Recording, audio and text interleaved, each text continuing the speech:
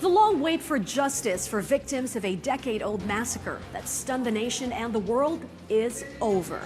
Exactly 10 years and 26 days later, a verdict on the gruesome killings involving 58 innocent victims has been rendered.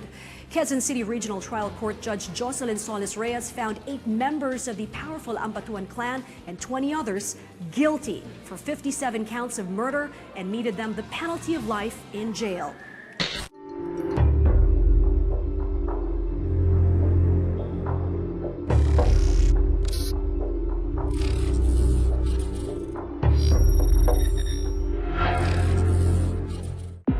After a decade of waiting, justice has been finally served to the families and relatives of the victims of the worst election-related crime in the Philippines, the Maguindanao Massacre.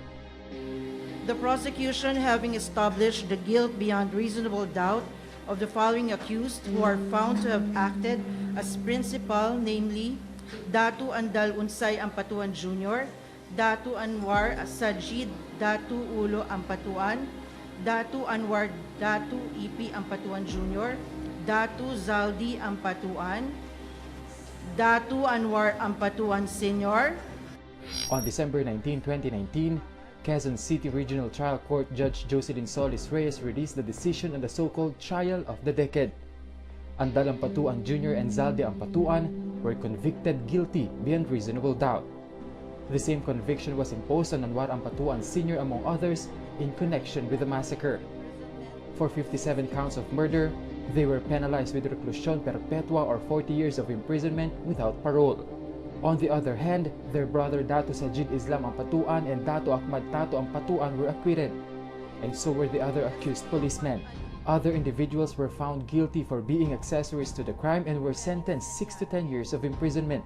In the 761-page decision of Judge Jocelyn Solis Reyes, the principal accused found guilty has been tasked to pay thousands to millions of pesos worth of damages to the families of the victims.